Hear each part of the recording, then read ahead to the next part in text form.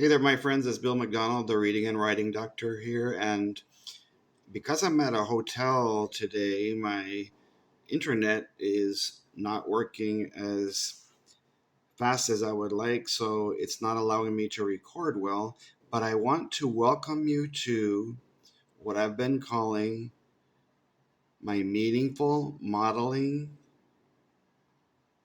and mentoring methods in 10 minutes or less.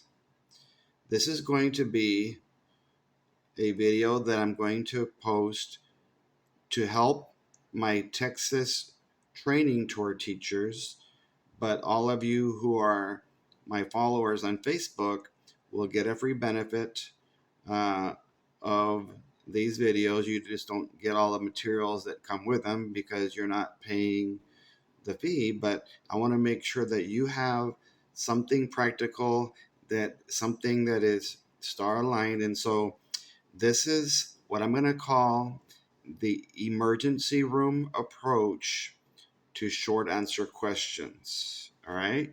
Now, before I continue, I'm going to scroll to the bottom so you can see there that it says Texas Education Agency Student Assessment Division from 2022. And I'll make a link to the pages so that you can see these that I'm using.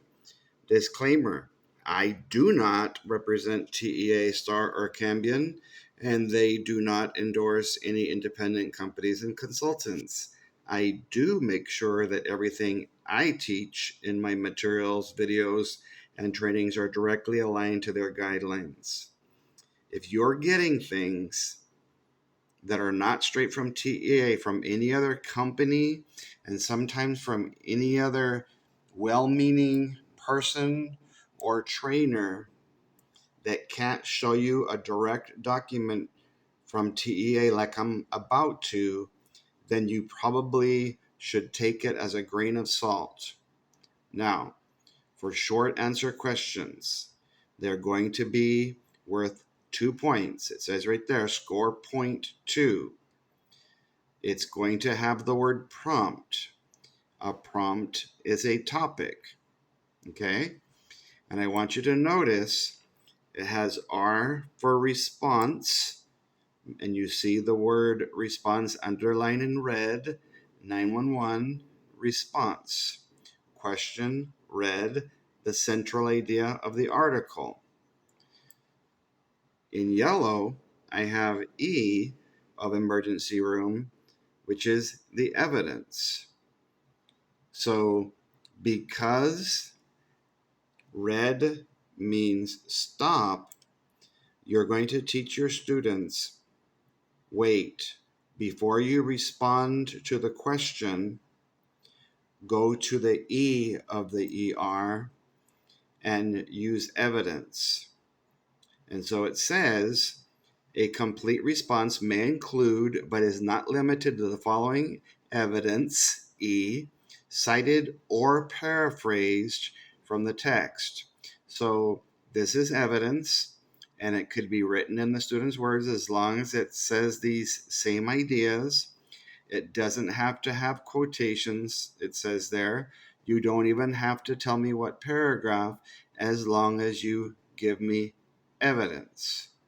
And so they have several examples 1, 2, 3, 4, 5, 6, 7, 8, 9, 10 examples of evidence. But if you notice, it says a complete response will include at least one piece of supporting evidence. So, since the question said central idea of the passage, I believe,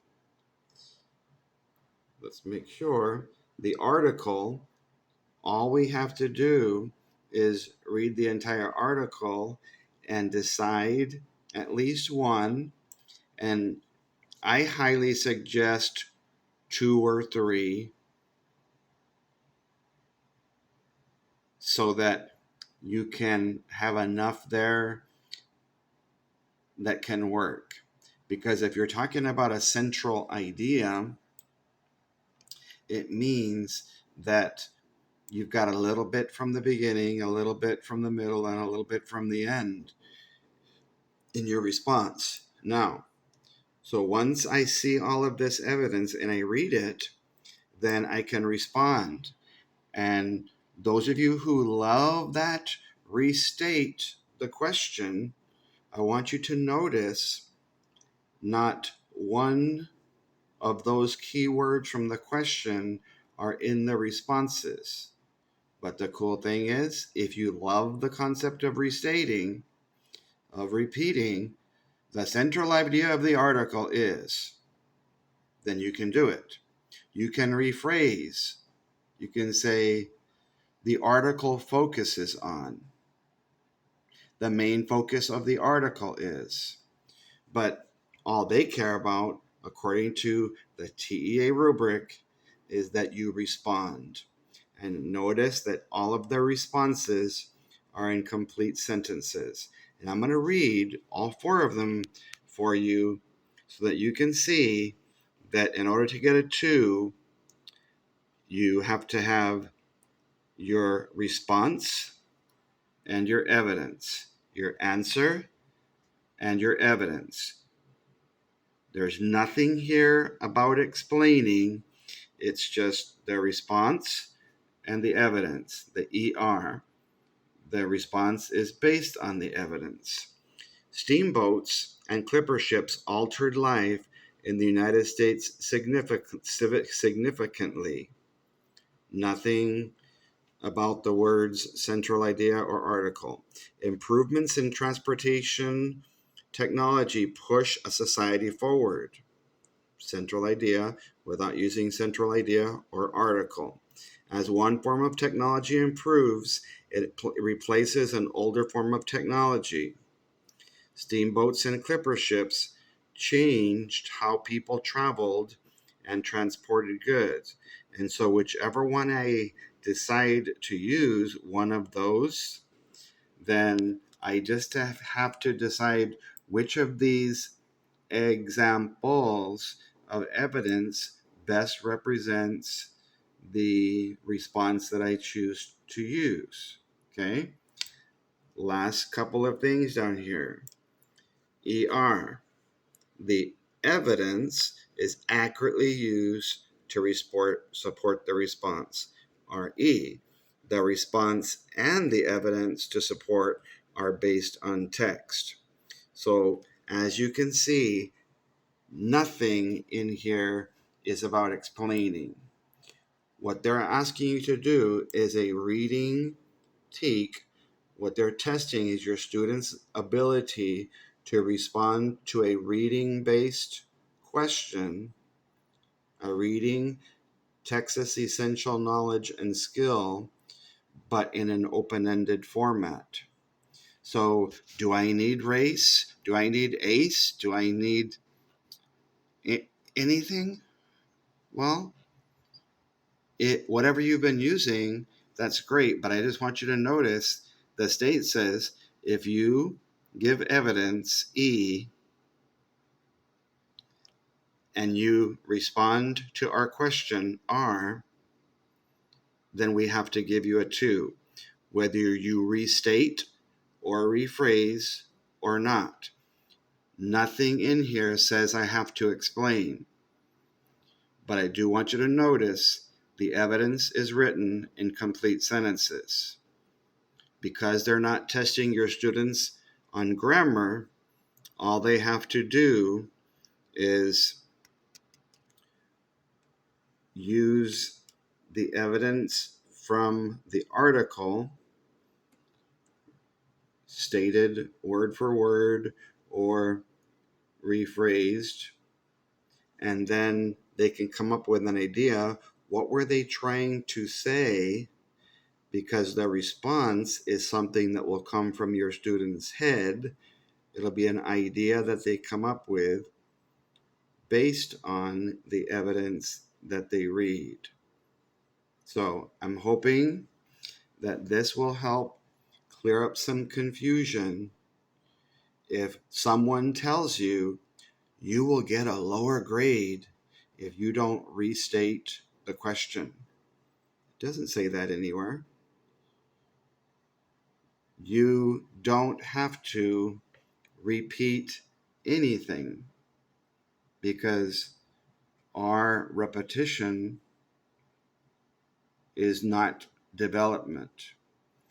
The graders already know what the question is, and so their main job is to check, did you respond?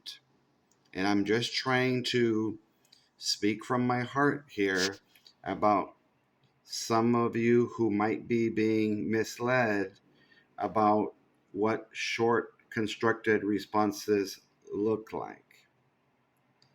This is exactly straight from the TA document.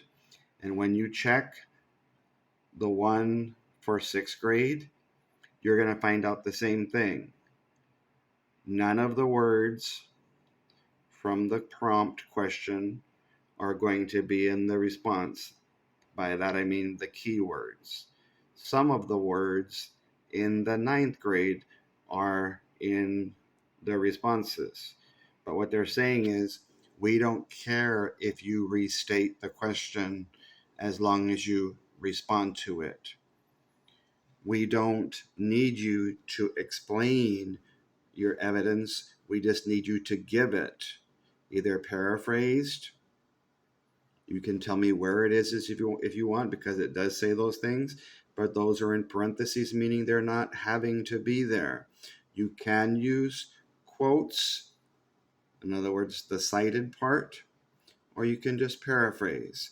So that is my suggestion, that you use the emergency room of short constructed responses. Look at the several dozen that I posted onto Facebook using red for the response, the answer, and yellow for the evidence. So I hope that this is helpful and that it makes things a little more clear.